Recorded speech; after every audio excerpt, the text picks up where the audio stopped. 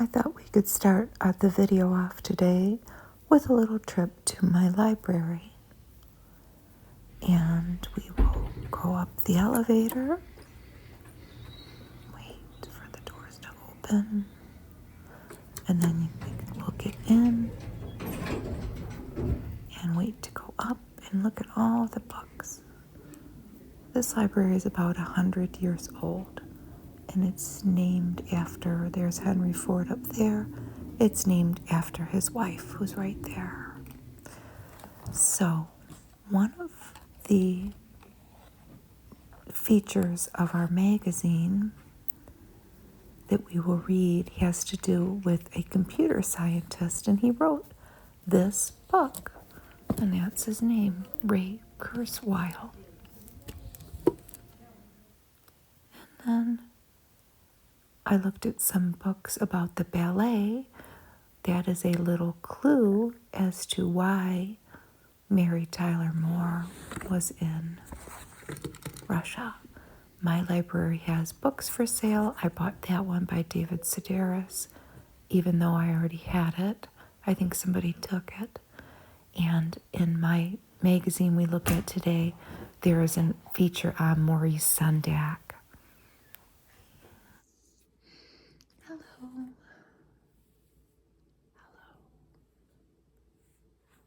I thought we could take a look today at a 48-year-old magazine from February 9th, 1976. People Weekly. It cost 50 cents. It was the year of the United States bicentennial, and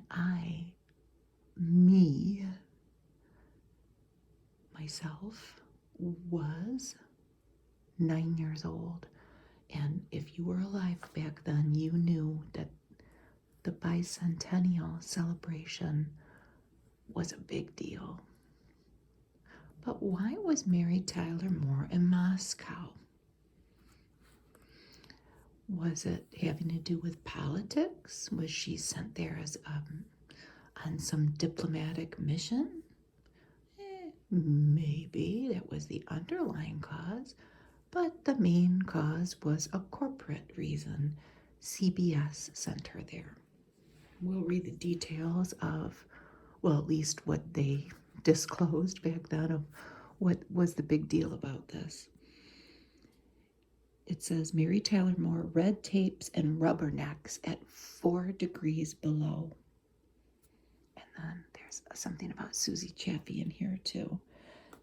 So a lot of people featured who were all over in the news back then, and we can reflect a little bit on where they are now, if they're even around now, which Mary Tyler Moore isn't. She's 40 years old in this magazine, born in Brooklyn, and then moved to Queens, and then moved to LA when she was 8. But we'll read more about her when we get to her story. This magazine has, potentially, for as small as it is, the most cigarette ads I've seen in all the old magazines. It was just a thing, I think. Maybe the tobacco companies were making one last-ditch effort. I know my taste. This is for Winston. This guy says he could recognize his cigarette blindfolded. We'd have to give him a test. I don't know. Here's the table of contents. There's a lot of good stuff in here. Trust me. Stick with me. And here's one of them. The Columbia Record Club. Oh, I'm sorry. It's a record and tape club. Any 10 records or tapes for only $1. You could get 8 tracks.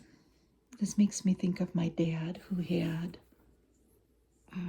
it looked like a suitcase, but it was made for cassette tapes. And I wonder if my dad started his collection with one of these offers where you could get 10 tapes for $1. And then, of course, you joined their club. One of the questions you had to answer was, do you have a telephone? But let's look at some of the records. Kiss Alive, that's one of them. Paul Simon, Still Crazy After All These Years. Tony, Orlando, and Dawn. Paul Anka with Feelings. The song Feelings comes up again in this magazine. Barry Manilow. Helen Reddy, I Am Woman. My mom listened to that over and over and over again as maybe the prequel to her divorce of my father. I don't know. What was the one that really stuck out, though? Oh, it'll come back to me. These are fun to look at.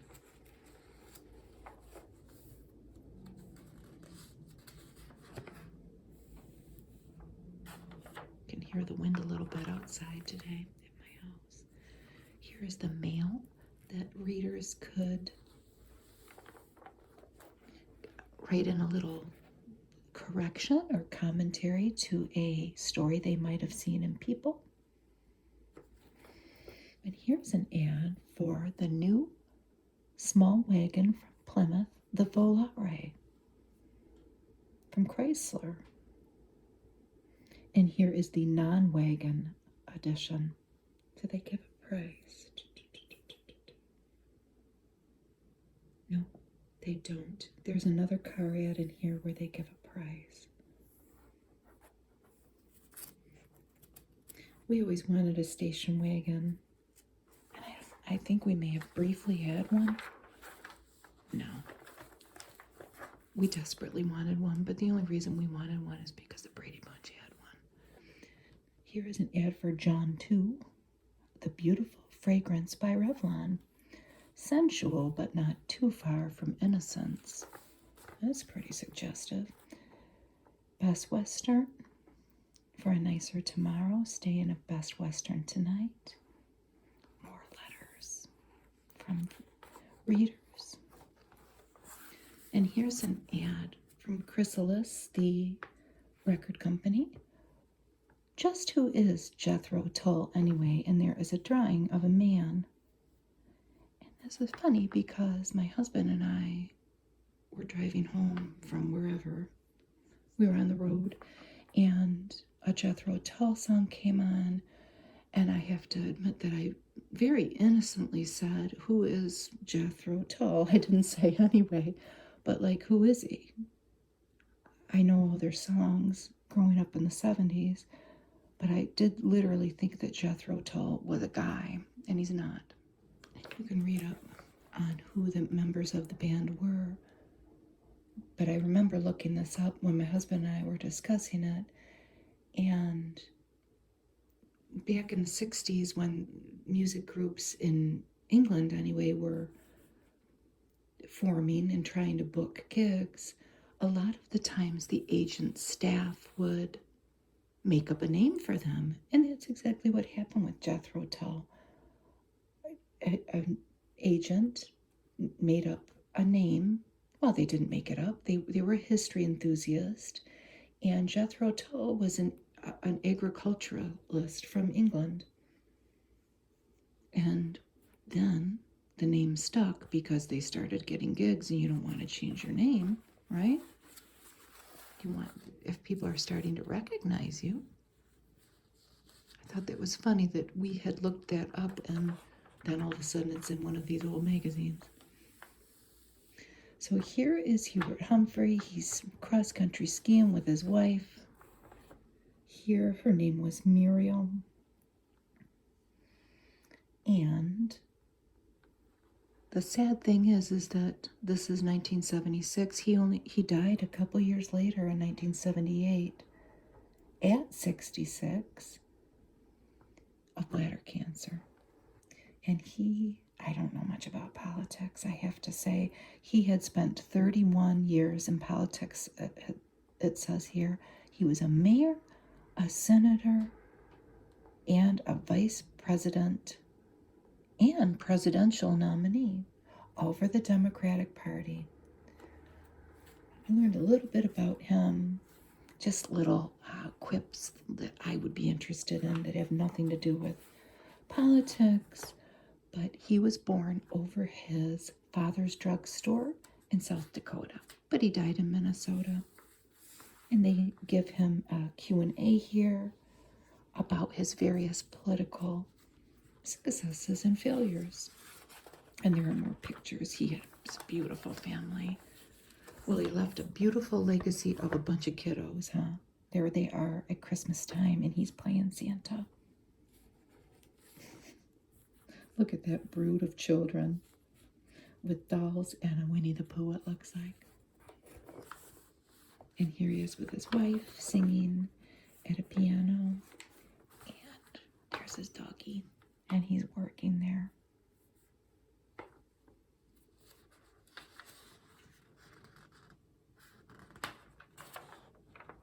So here's our story about Mary Tyler Moore.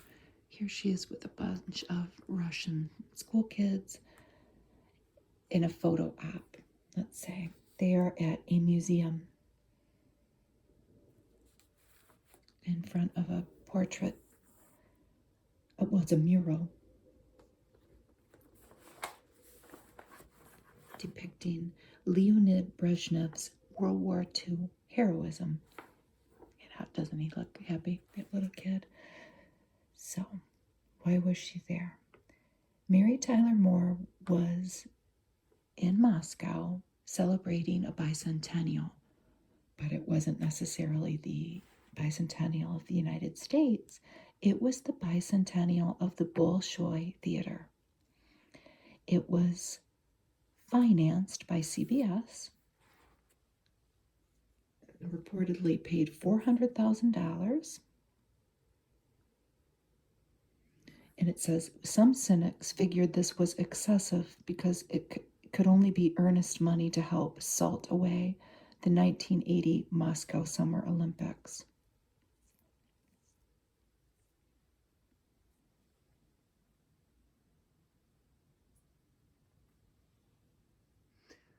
So here we have our Mary Tyler Moore story.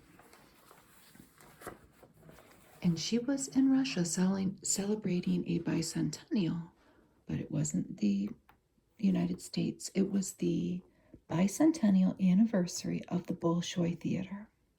And here she is with a bunch of very happy little looking Russian schoolboys, and they're in front of a mural. And this depicts Leonid Brezhnev's World War II heroism. When she got there, she was given some of the traditional Russian outerwear, a hat and coat, and they were all made of fur. And reportedly, she refused to put any of them on because she is opposed to the usage of animal fur.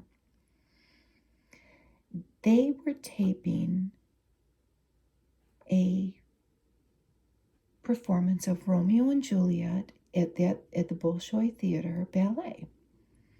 And it was televised in 112 countries to, they thought at the time, 300 million viewers. It hadn't aired yet, but CBS had paid a whole big chunk of money to make this happen.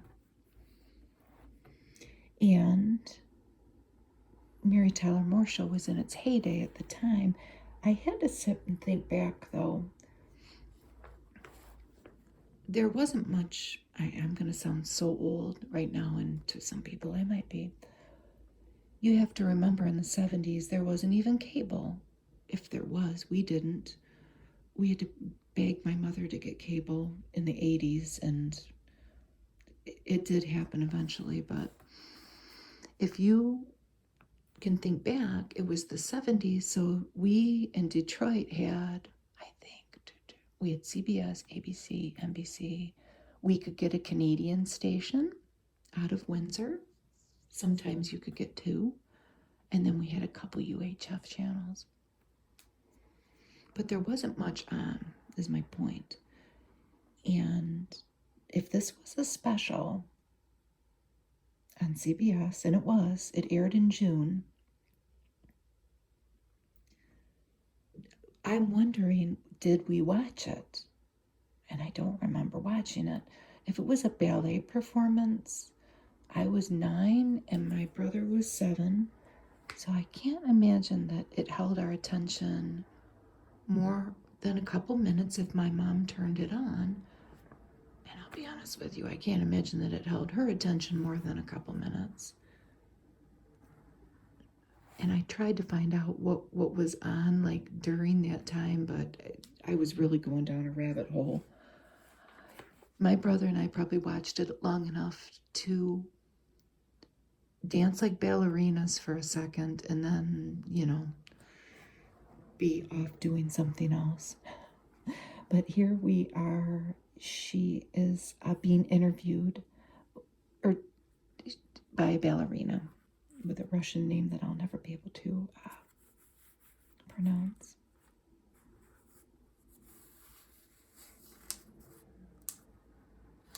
And they describe in detail her time in Russia, and we get to see some pictures. She brought her own hairstylist, brushing out her hair. Here's her husband, Grant Tinker. And they were at a department store. Look at how fancy that is. They bought some Red Army belt buckles. Here she is with a U.S. ambassador dancing the night away at a party. And here she is in the subway. It's the Moscow Metro. This is very nice. She was asked, how do you describe the Russian subways? And she says, they were immaculate. None of the crime and filth you see in New York. She's saying that as a former New Yorker. Oh, she shouldn't dog her roots like that. Would she be visiting Russia again soon? Mary was asked. She paused. She said, well, we work so hard that when we get a chance to rest, we head straight for the tropical beaches. We meaning her and her cute husband. So she said, I don't think we will be doing it anytime soon, returning to Russia. It's cold, huh? It's graceful, fast, but noisy, and William Coleman must decide if it can land in the U.S. What are they talking about? They are talking about the Concorde. And it was up to this man. What title did he? Oh, he was the Secretary of Transportation. And this was a big, big deal. He opposed it, and he succeeded for a while.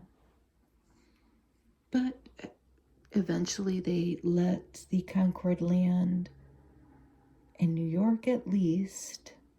But the argument that was made was the noise, that nobody wanted it in their backyard, the Concorde, because it made such a big noise. But I don't know if that was really true or not. The Concorde has been out of service since 2003. And now the only supersonic jets there are like jet fighters and bombers. Here is a man escorting a French lady, 82 years old. She was the oldest passenger on board of the maiden flight of the Concorde from Paris to Rio. I'm going to make a little segue here. And depending on your age, I'm going to tell you something that I found out looking this up about the Concorde, which I knew nothing about. And it could be argued that I still don't know anything about it. But anyway, this goes back. When I was looking this up, one of the things came up was about famous trips on the Concorde. And in 1985, Phil Collins of Genesis wanted to play at both Live Aids. One was in London and one was in Philadelphia. And he famously, I guess, made it to both because of the Concorde. He played one concert. I don't know which one was first. I'm assuming the one in London. And then flew within 24 hours, or maybe within a couple hours to Philadelphia. And I found this so fascinating. Like I had just found out the biggest secret in the world. Here's a photo of Phil Collins and I think his wife, I don't know, said to my husband, did you know, that in 1985 for Live Aid that, Phil Collins, and my husband, who has got a very deep seat of knowledge from music, he said, yes, everybody knows that, Chris, Well, I never did. Did you? I never knew. So, Neutrogena soap looks pretty much the same. Our soap has nothing to hide. You can read right through it. NASA chose Neutrogena soap for Skylab experiments. That's a big deal, isn't it? When I saw this ad, the green one anyway, the menthols, I always think of my grandma because I know that she smoked this one. And then there was a brown one that was a 120. I think that one was More, M-O-R-E. Here's Max. And they got red, white, and blue dressed lady here puffing on her Max. And it was the consensus that Grandma did at least when these got invented, smoke these for a little while. Here is, what is this lady's name? Sandra Palmer. And she was a golfer. She's alive. And she was just informed that she will be inducted into the World Golf Hall of Fame. She's at 80 years old now, and she still gives lessons in California. But she, at this point in 1976, was the winningest pro on the tour. And she sure looks happy about it, doesn't she? She struggled for 11 years, and now finally she's the queen of the tour. And they show a couple little intimate moments in her life. Well, maybe not too intimate, but, with her friend. And at home cooking in Palm Springs, California.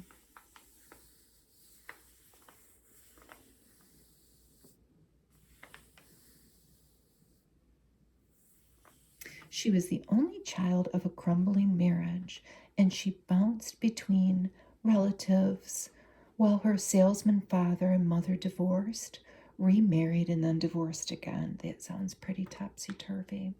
During a tranquil period, the family settled near Bangor, Maine, and at 13, Sandra began caddying to earn extra money, and soon after that, golf became her refuge from her family strife. That's how she got her start.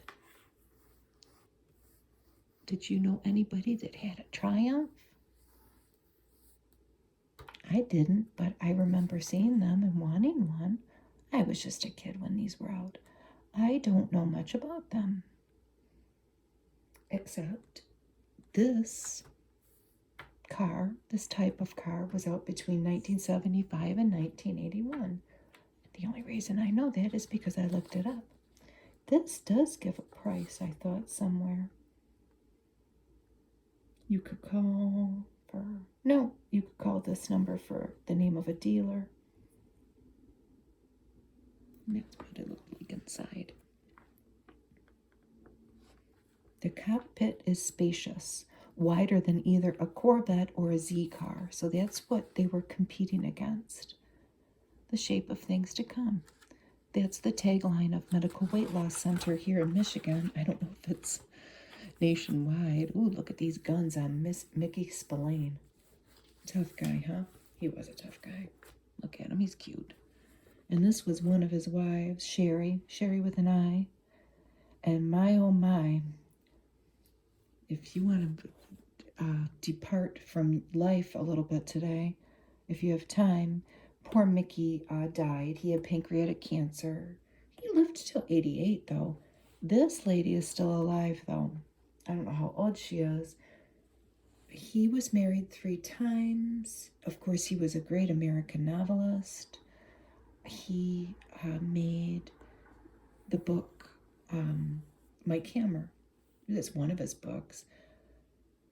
He met her because his 1972 book had a nude blonde on the cover. It was called The Erection Set, and that was her. That's how they met. She was the model for the cover.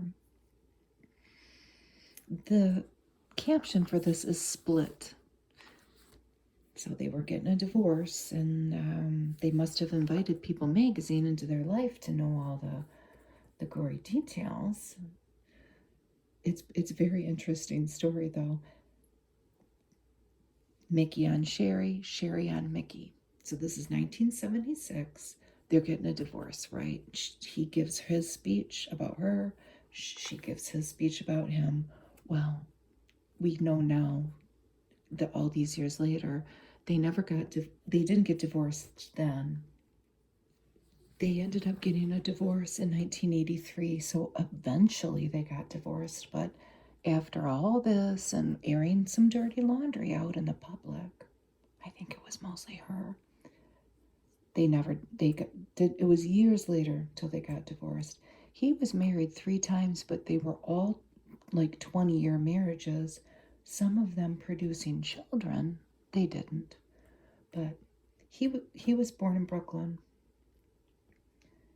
And he ended up moving to and living most of his life in South Carolina at a place called Murrells Inlet. And it seemed like, well, it's south of Myrtle Beach. It seemed like he really loved it there because Sherry here, one of the complaints that they air out is she kind of liked the New York City life. She liked being out and getting noticed and partying. He liked his quiet life in South Carolina. That was one of the complaints, but it sounds like he loved her. She says that he was a slob. He criticized her cooking. He says her favorite dish is kitchens. She burns them down. She's burned down 3 so far. It's very funny. Well, I don't know.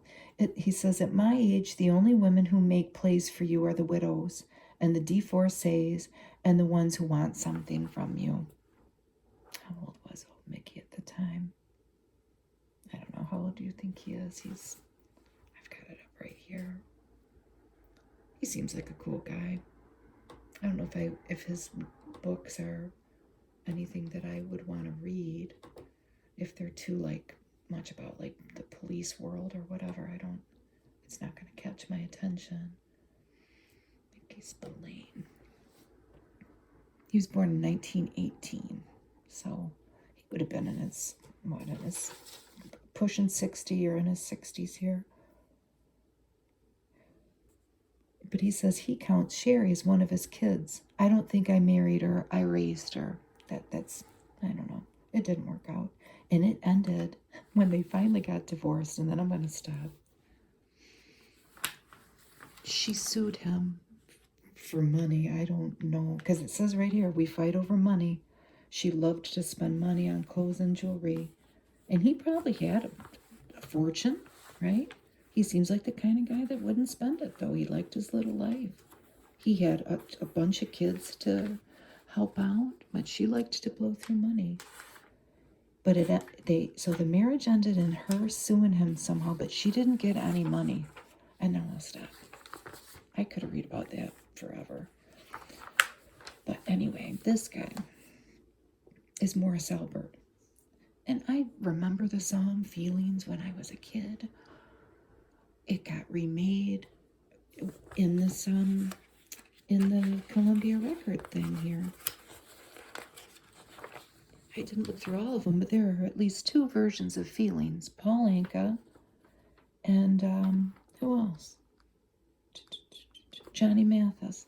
And a lot of people sang that song. It was like a cover song. But this was the original guy, Morris Albert.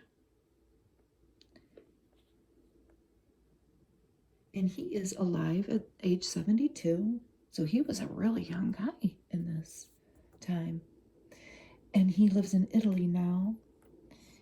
Here he is on the Dinah Shore show with his then pregnant girlfriend and his mom.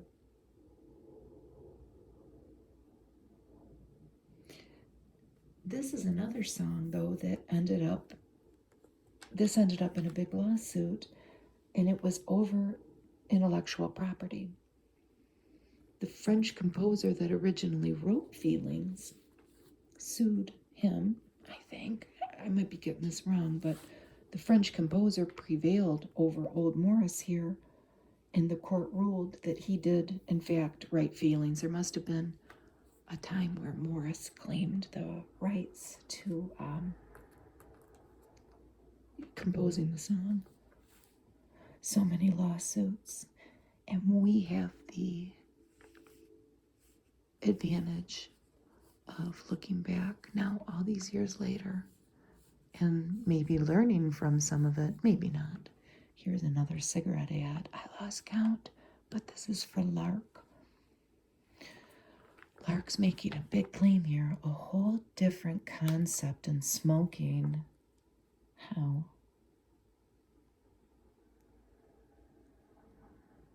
Lark gives you the 2 worlds of being flavorful and low tar. I wonder.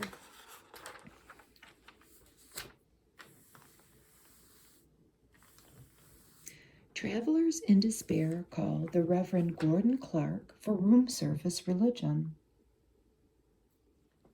Isn't that a pretty old church?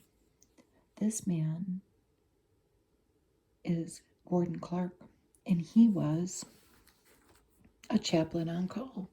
He worked at a church as a reverend, but one of his other jobs, I don't know if you want to call it a sidekick, but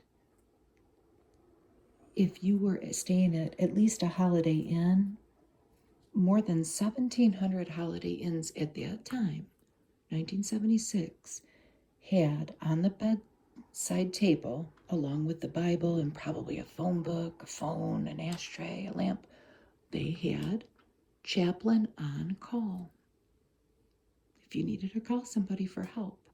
And they give an anecdotal story about a young man in Chicago who checked into a Holiday Inn and he was going to commit suicide. But he saw the chaplain on call card. And this is the man he called, and supposedly this is the gun that he took from this young man who went on to recover. Hopefully, at least at this time, they did. But the Reverend came to talk to him, and instead of keeping the Bible in his hand, maybe quoting scripture or being too much of a reverend, Mr. Gordon Clark said he came with an open ear. And maybe the religion followed, I don't know, but I never knew that there was such a thing as a chaplain on call at a Holiday Inn. It's a nice little story.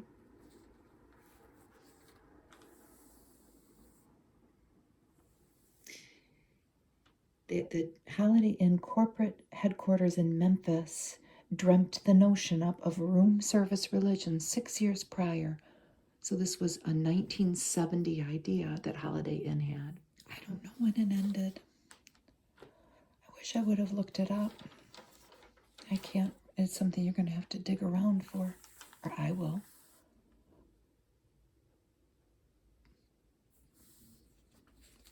It's kind of a cool story. Here's Elaine Hope Chest, and look at this little lovey-dovey couple over there in the window seat making eyes at each other. If you love her that much, why not send a really super Valentine? Well, if you sent a young lady a Hope Chest, Does anybody even know what a hope chest is anymore? Us people of a certain age will. My mom had one. I didn't. These are all made of pine. A young lady would get this and she would fill it with blankets and maybe things that she made, a tablecloth or a sampler. It's an old-timey thing that is it's very sweet. And then she would get married and she would use that as a piece of furniture for hopefully the rest of her life. And I do see them at the estate sales that I go to. And you could use it as a bench. Ow, ow, ow, he bit me. I'm just kidding. So this was presented by Gulf Oil. I wonder if we watched this. Well, it was on public television at night, so I don't know. Watch the animals nobody loved and determine for yourself if these were varmints or victims. And I see a wolf, a scary, scary cobra. Look at his rattle. And a horse who looks pretty. He actually looks like my son's dog. He's got a crazy look in his eye. A wild Mustang, a coyote, and the rattlesnake. He's not a wolf, he's a coyote. It was from National Geographic, and E.G. Marshall hosted it, and it was on a Tuesday. There's Margot Kidder, and there's her little baby. She only had one little daughter, and that is Maggie. And this is a very interesting story. And I spent a lot of time reading about all these different people, some of whom are no longer alive, but her baby is. She's a woman now. Margot Kidder passed away at 69. And she had an interesting life. And part of her life was that she went to go star in a movie. This is pre-Superman. So she goes to Florida and she is going to be in this movie that this gentleman, Tom McWayne, had written the screenplay for. He's alive. He is an author. He's quite a prolific American writer. I had never really heard of him. But the movie he's written a lot of books, and some of them were made into movies, and the one that I know that I've seen, and it was made in 1976, was The Missouri Breaks with Jack Nicholson. Anyway, that's not the movie they were going to go make. The movie was called 92 in the Shade, and they went to Florida.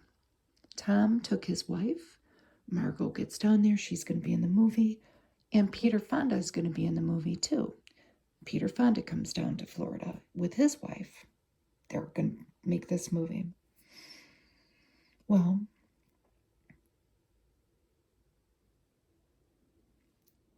I'm sorry, Peter Fonda had just gotten divorced. So Peter Fonda gets down there and he is alone.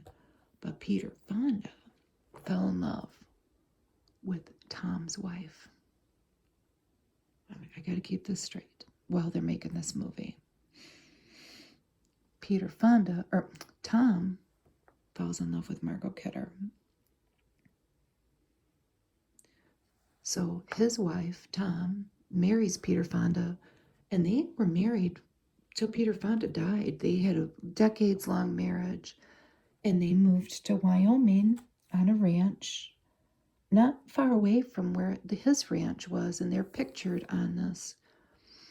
And she moved there too, obviously, for a little while they did get married, even though it says they have an out-of-wedlock daughter in this article.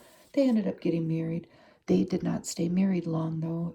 I don't even know that it lasted a year.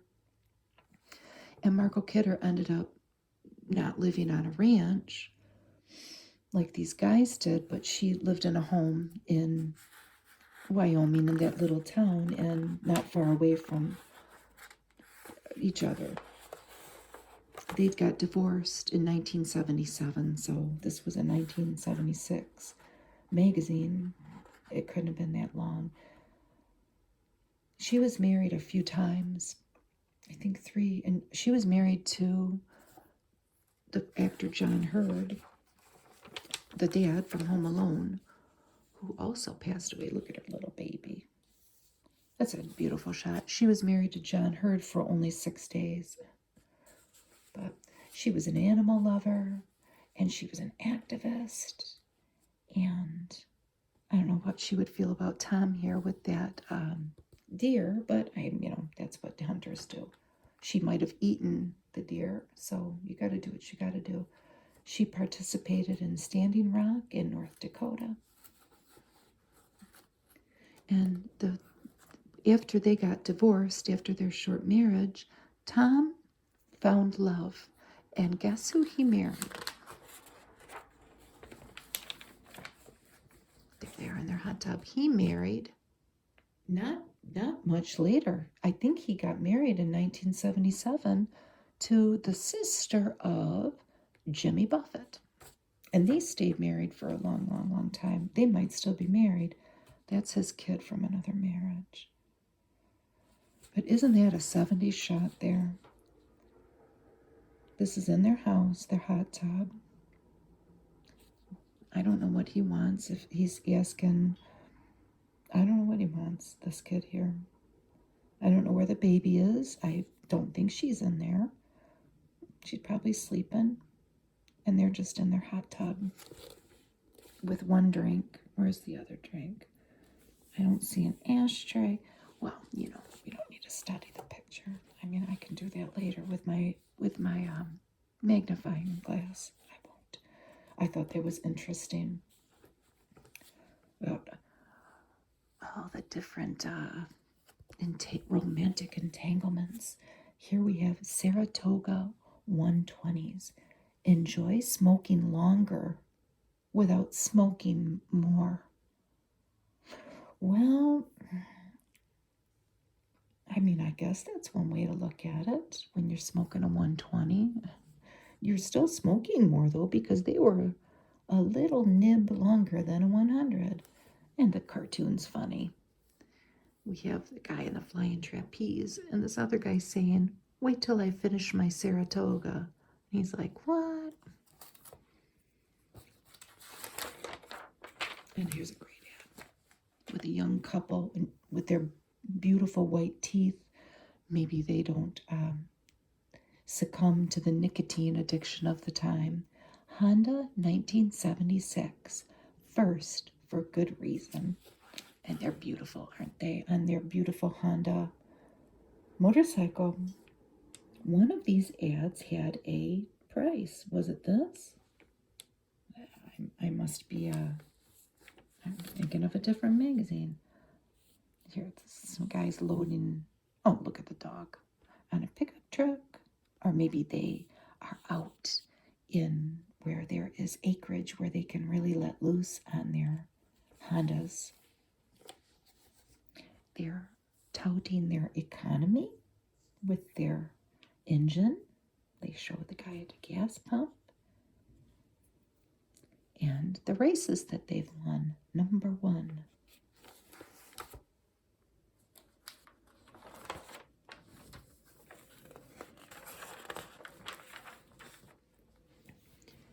Everyday stress.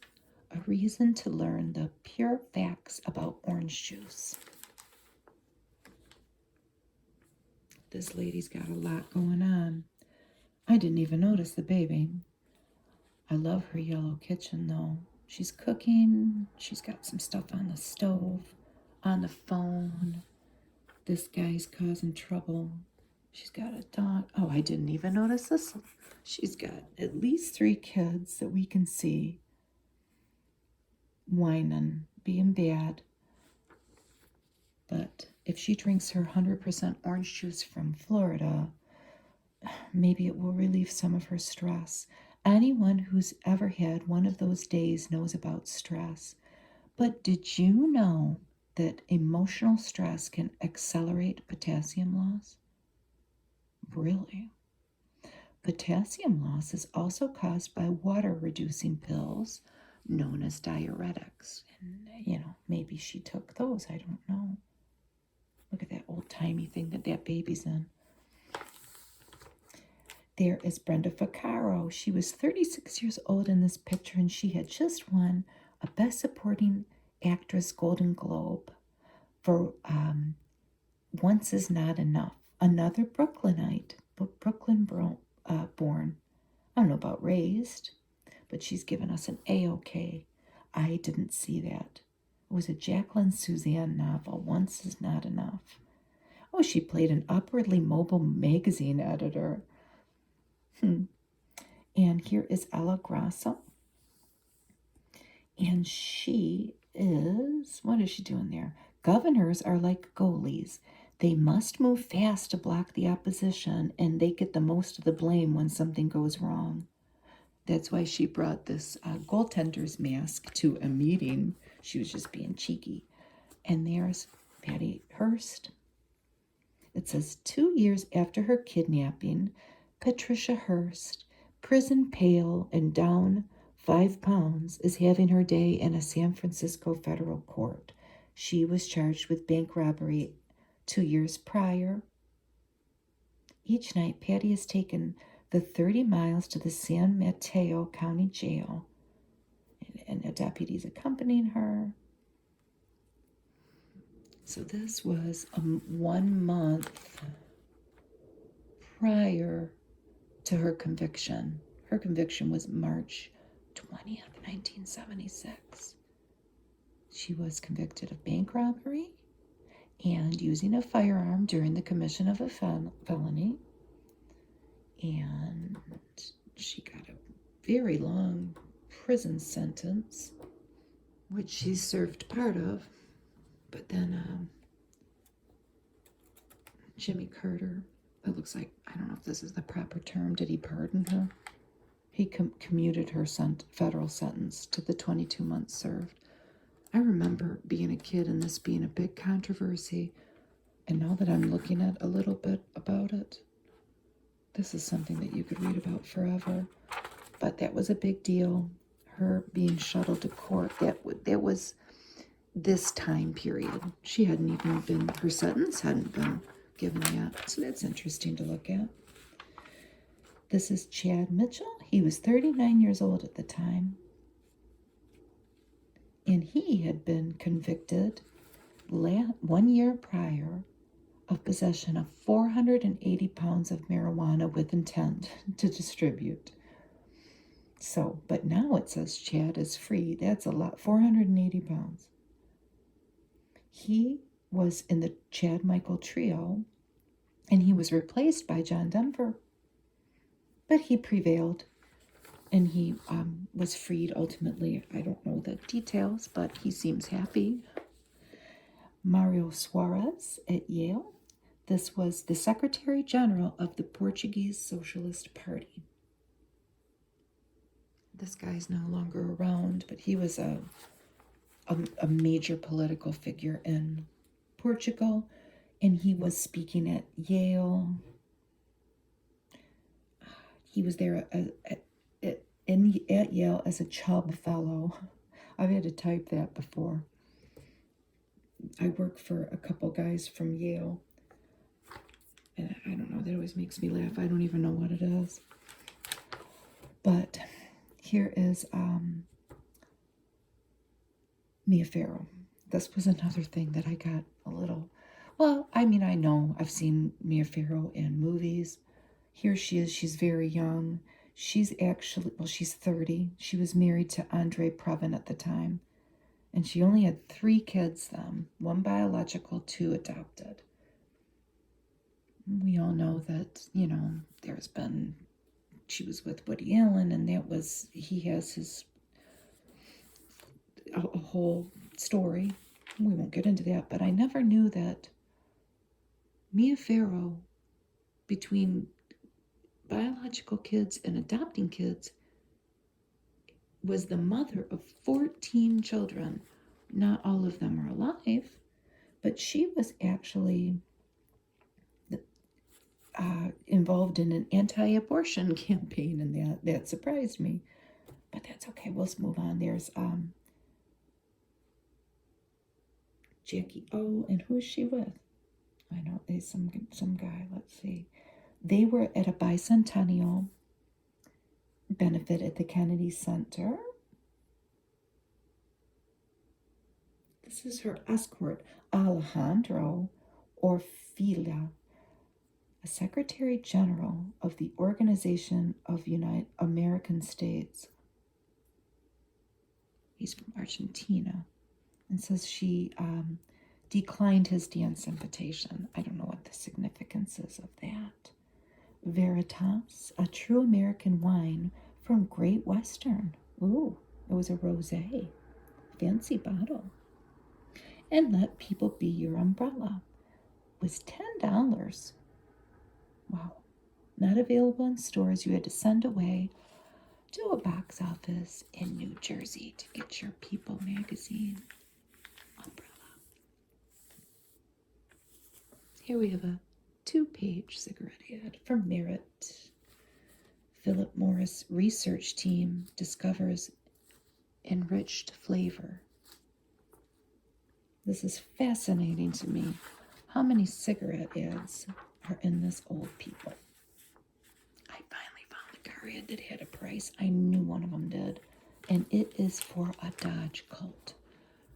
How did Dodge Colt put so much in a little car? Which one do you like? The blue one or the yellow one? I think I like the yellow one. I don't know.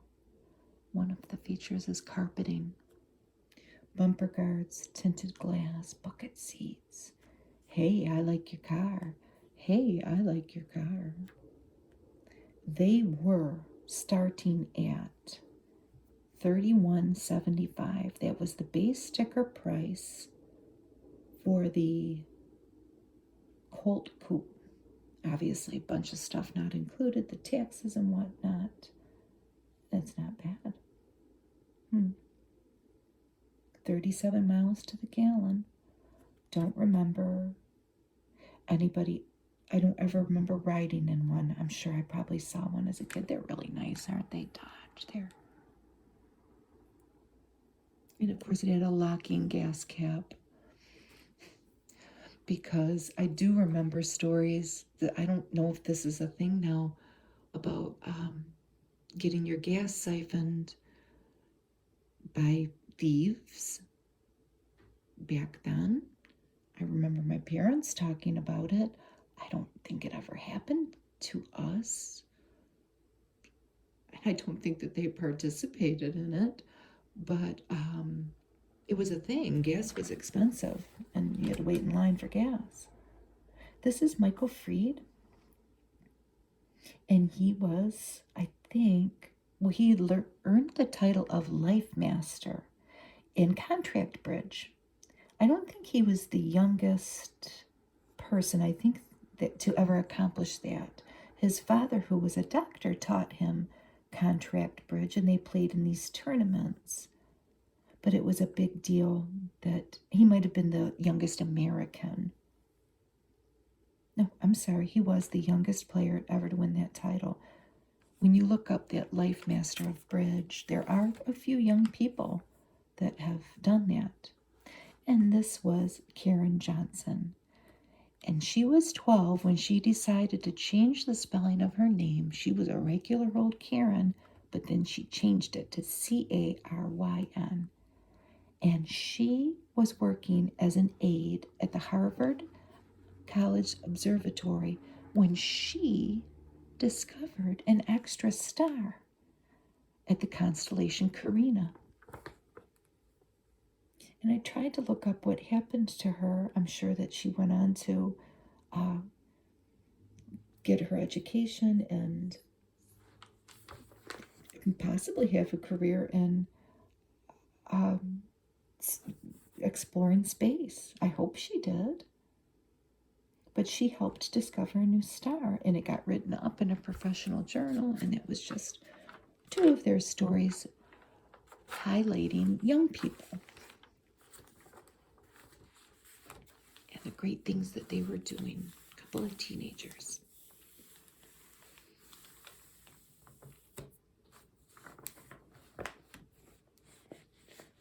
And here we have Maurice Sendak.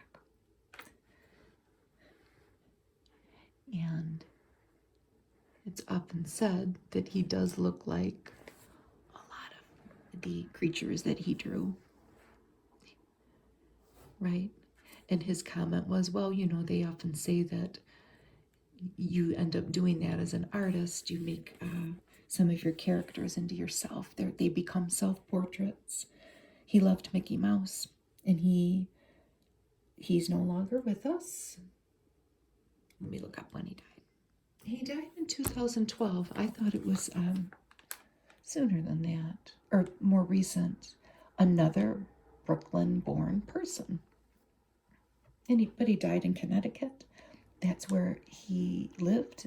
That's where his art studio was, and it's still there. He left it to his neighbor, his home, and I think that she has attempted to preserve it as sort of a museum, but that's just from what I read on the internet. I would love that she's doing that, and I would love to go there, and maybe someday I will. And there's the little boy from Where the Wild Things Are. I'm used to seeing these little characters around because in my son's home, in the kitchen, he has a In the Night Kitchen poster, and in maybe the basement, he has Where the Wild Things Are.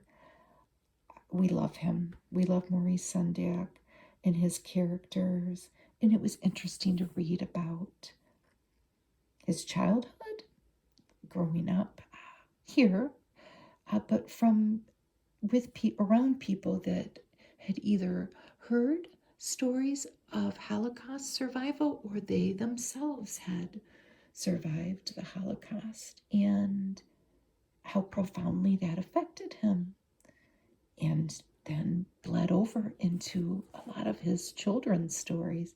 He said his father would tell them terrifying stories, even as little kids. He didn't pull any punches. It was he's an interesting guy to read about. He had these characters, and this was a CBS special.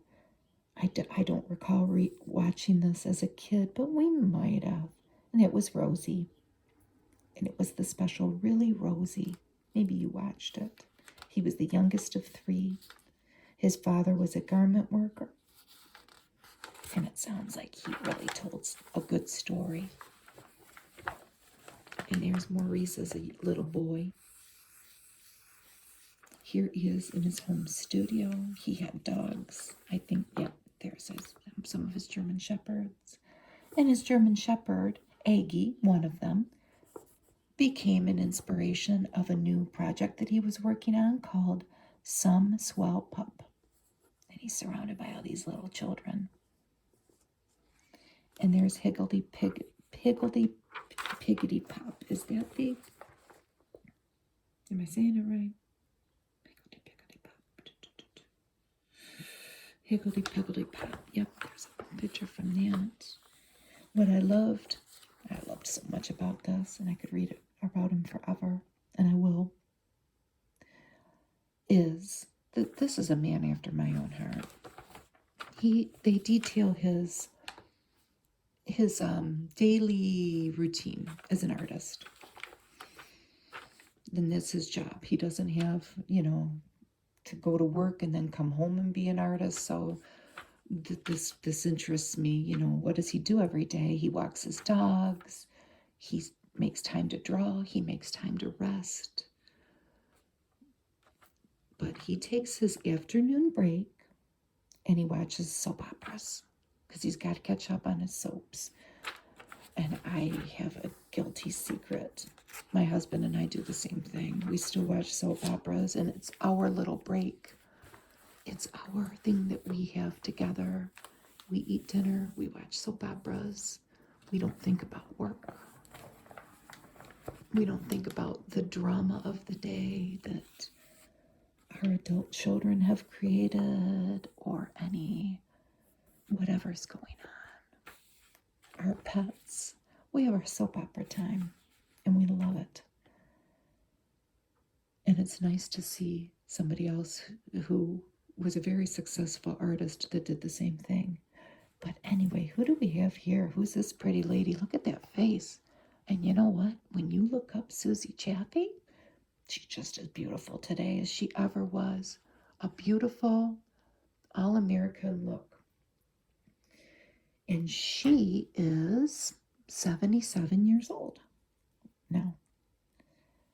And at the time, Susie Chaffee, or as she's also known, Susie Chapstick, if you were alive at the time, you remember those commercials. She was everywhere. Another person to read up on, though, to read about all her accomplishments that I certainly didn't know about in the advancement of female participation in the sporting world and fighting for equal rights in that regard. Here she is with President Ford. They are in Vail, and she's greeting him. And of course, that's what she's famous for. Is that called a hot dog? Yes. Well, maybe not. She was the world hot dog champ.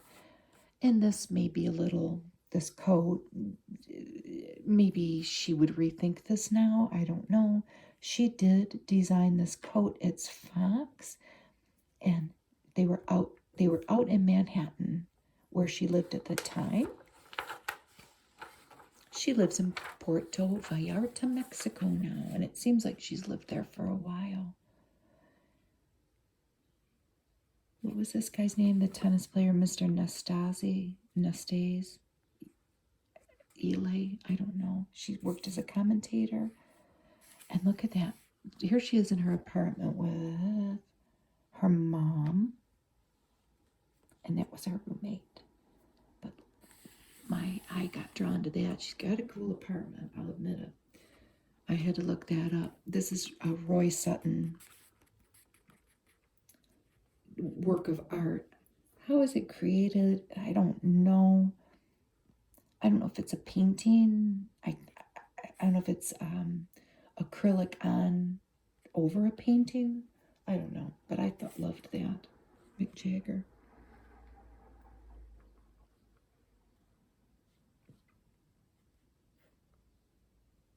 It was instrumental in furthering women's sports along, though, on many different levels that I didn't know about. Another cigarette ad. Bel Air. I remember that box. So somebody around us smoked that. You could send away for his and her watches. Oh, they actually had over 1,000 gifts. You could send away for a gift catalog to Louisville, Kentucky. They were Timexes. If you saved your little coupons from the packs, you could get it. And you have a couple walking along with their horses.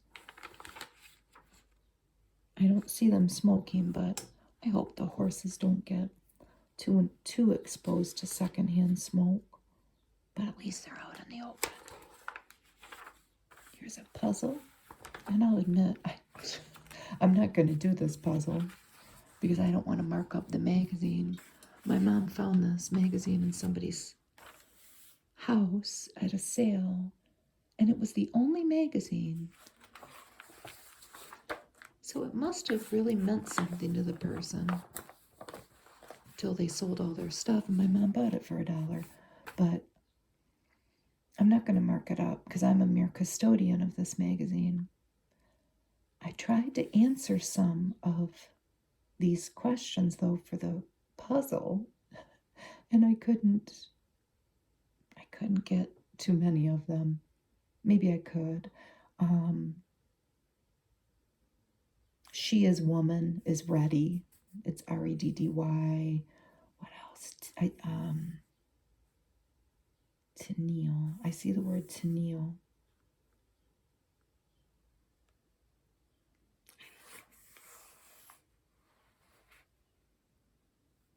Maximum Swedish actor. That must be Von Sydow.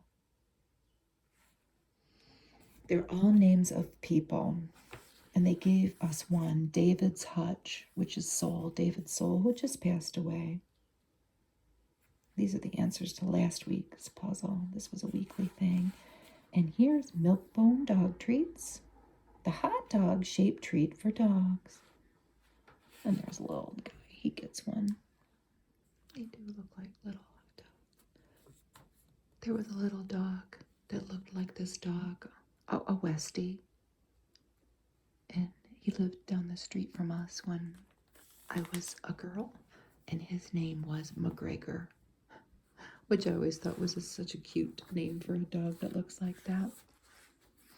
The next story, it says Inventors, a computer whiz who turns print into sound for the blind. This is Raymond Kurzweil. I don't know if I'm saying that right. Born in Queens. He grew up there. And he is very well known now in this day and age. He is a computer scientist and an author, and interestingly described as a futurist.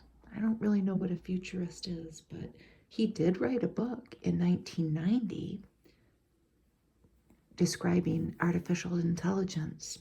I don't know if he was one of the first people to talk about how it was coming and how it is changing our lives.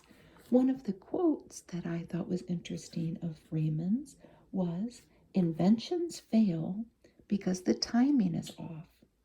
Inventing is a lot like surfing.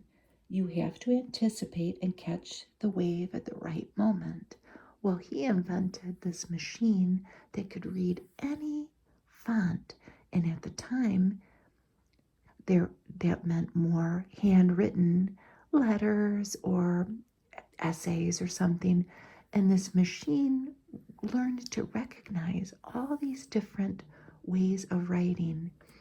But a couple of technologies needed to be developed for it to be useful to blind people. And one of them was speech recognition. And he ended up developing a machine that had his name in it somehow that got used in that purpose. He went to MIT. And he has written a lot of books about things. This lady is Ellen Pack. And she was the author of a book called The Baby Trap. She also wrote at least one other book called How to Get a Teenage Boy and What to Do with Him When You Get Him. She was a middle school teacher. Look at the cute little babies. Wanted? ?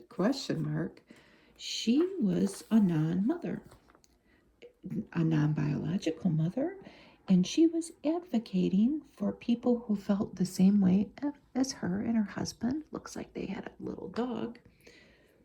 Advocating for their acceptance at the time as not making a conscious decision to not be parents. And she does bring up the fact that as a teacher herself, and she knew many others around her, members of her community, friends, that while they were not biological parents, they were instrumental in the lives of so many other people, children, in helping their parents and teaching children. The child is not her child, but she is certainly having a parent figure. "I'm not against children," insists Mrs. Pack, who enjoys the artwork of Jody here, who is the daughter of a friend next door. And here she is at a conference of NON, which was an acronym. What did it mean? National Organization for Non-Parents. Here she is on the phone.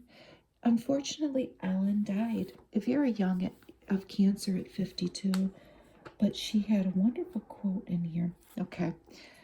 As a person who reads a lot of old women's magazines on YouTube for whatever we get from them. This is of special interest to me.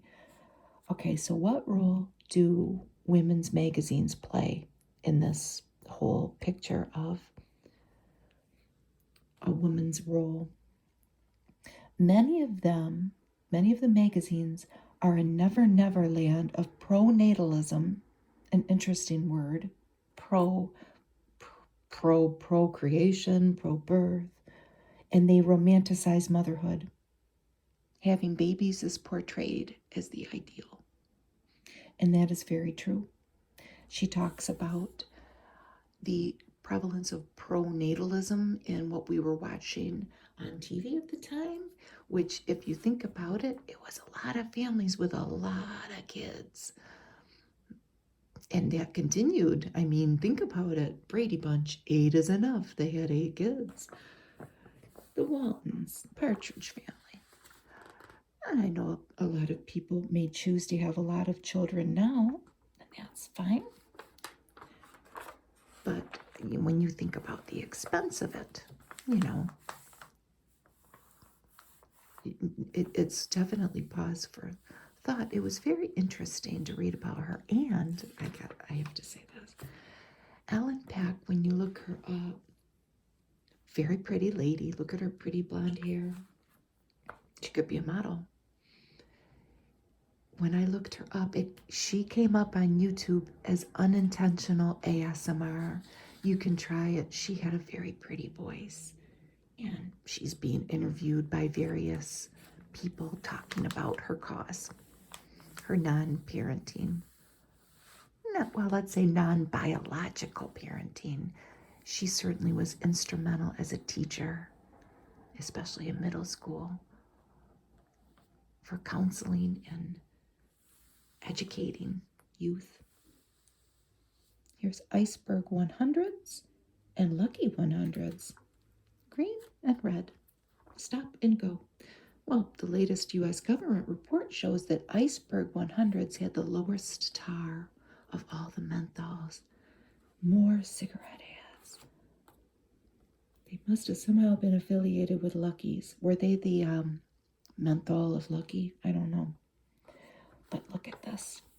This was a mural, and this is, it says it's on the side of a bank, but when I looked up what it is, I think it was a federal land bank. This has been redone a few times. I don't know if it's still there. It's in Columbia, South Carolina, where the artist Blue Sky was born. This man is still alive, and he has made many of these murals on the sides of buildings. Most of them are in South Carolina, but I noticed one of them was in Flint, Michigan. He's a sculptor too. But this was called Tunnel Vision. He had another name, but he was known by the Blue Sky is his name, his professional name, let's say. And they talk about his art, his process. He was 38 years old at the time.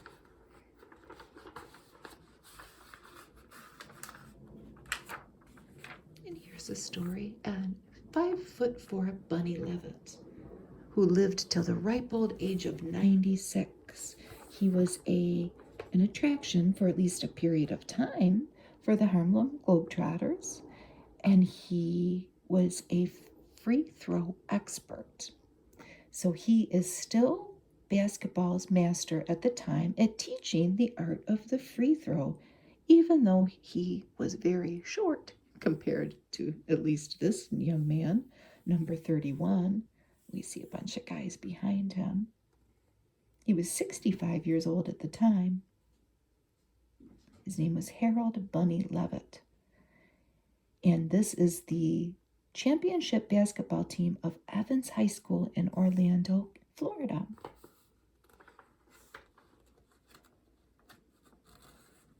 Here he's going one against his wife. What's the drawing? Believe It or Not featured Mr. Levitt, but aired his name. What did they?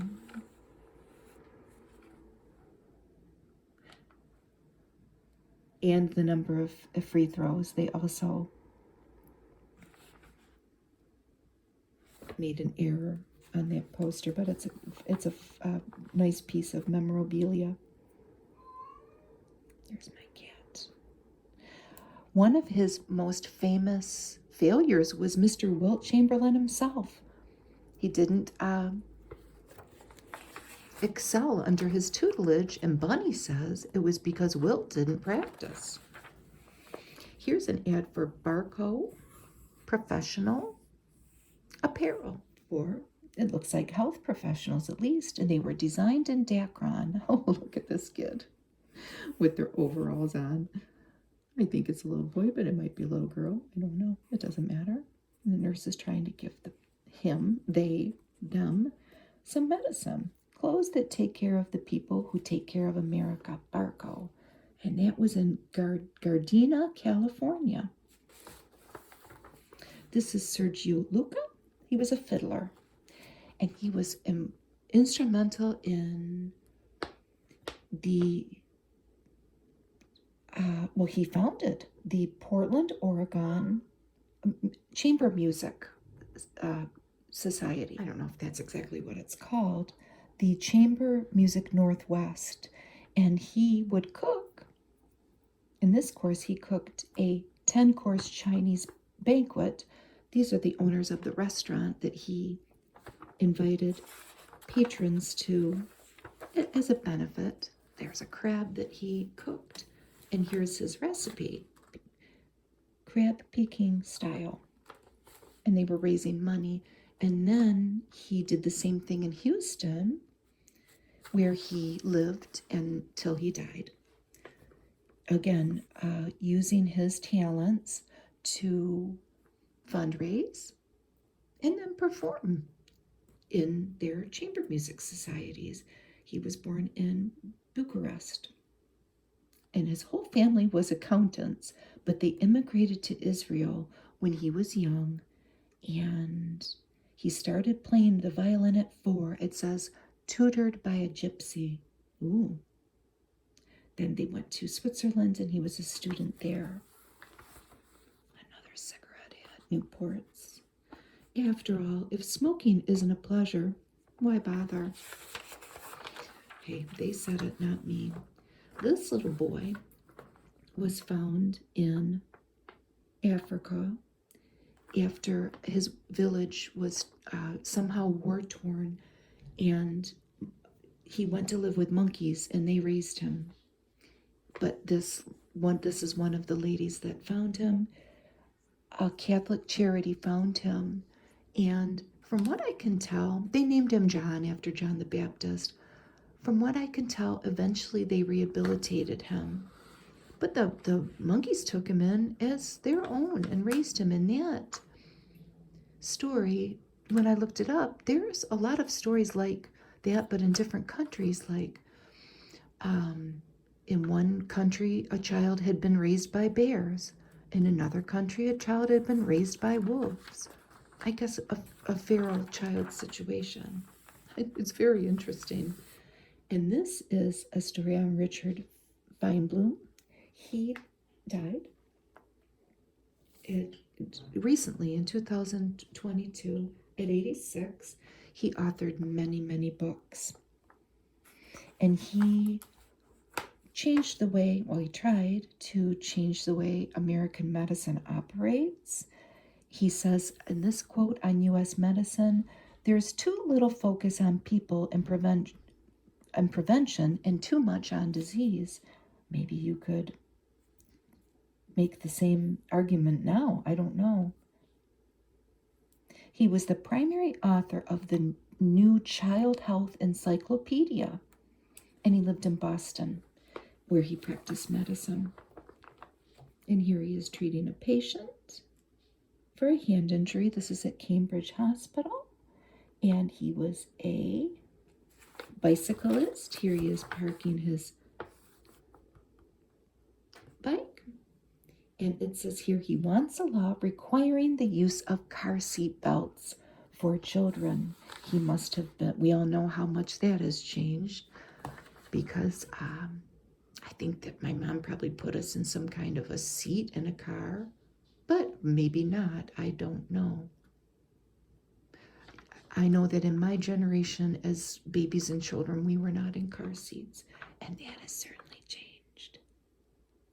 So he was fighting TV, car crashes, and other threats to children, and he was a pioneer in so many things to improve safety. Here's some chatter. My, how people has changed. The chatter is very colorful. Now it's in the beginning of the magazine, but they just had a few blips here in the very back of the magazine. Kurt Vonnegut was speaking where? At a college. No, I'm sorry. He was speaking at the New York Film Critics Award ceremony, and director Robert Altman had won for Nashville, and I guess that the speech got a little long-winded. This face, my eye went right to it because my younger son and I are going through a bit of a Kurt Vonnegut obsession now. Should he stick to writing? I guess he got a little carried away with the speech. Elizabeth Taylor apparently was taken through the Playboy Mansion by Hugh Hefner himself, and when asked what her impression was about it, she said, "It's bleep," a bad word. It's a word that I'm not going to say. C-R-A-P. Richard Dreyfuss. Here, what was he? Oh my goodness. Naked bodies are part and parcel of his new and X-rated film Inserts. A saga about a skin flick director. And Richard Dreyfuss, which Jaws had already been a thing, so he was a famous face. He professes to be opposed to the double standard by which actresses are required to bear more than actors. Very little has changed in that regard. Dreyfuss, however, won't himself take up the cause frontally. He says, "I'm just a Jewish kid from Brooklyn," another Brooklynite here, who's a chicken at heart. And then I loved this because we also just read a couple books about Carol Burnett, who is an interesting person to read about. Her childhood. My son picked up a couple books for her for free. We have little free libraries all around our city, and we also have, thanks to Henry Ford, wonderful libraries here in Dearborn. But Carol Burnett refused to appear in any TV commercials promoting products. And she had received $1 million deal from a food company. They don't say who it was, and she refused it. Brass Monkey by Hugh Blind, Hartford, Connecticut. A booze ad. It's a combination of liquors. It's a secret combination. Mix it with orange juice or tonic. I've never heard of it. And they go through quite an extensive history on it here. I've never heard of it. And here's a beautiful ad to end our time together today. It's beautiful, except for the cigarettes. Look, we could put a unicorn there, or we could put a pretty girl, or a pretty guy, or a pretty whatever. But there's a pack of cigarettes. Switch to the only low-tar menthol with the taste of extra coolness. It's a pretty picture. So how many cigarette ads were there? I'm going to say 5, and that's on the low end. We'd have to count. Thank you for reading People with me today. It was interesting going to 1976, wasn't it? Bye.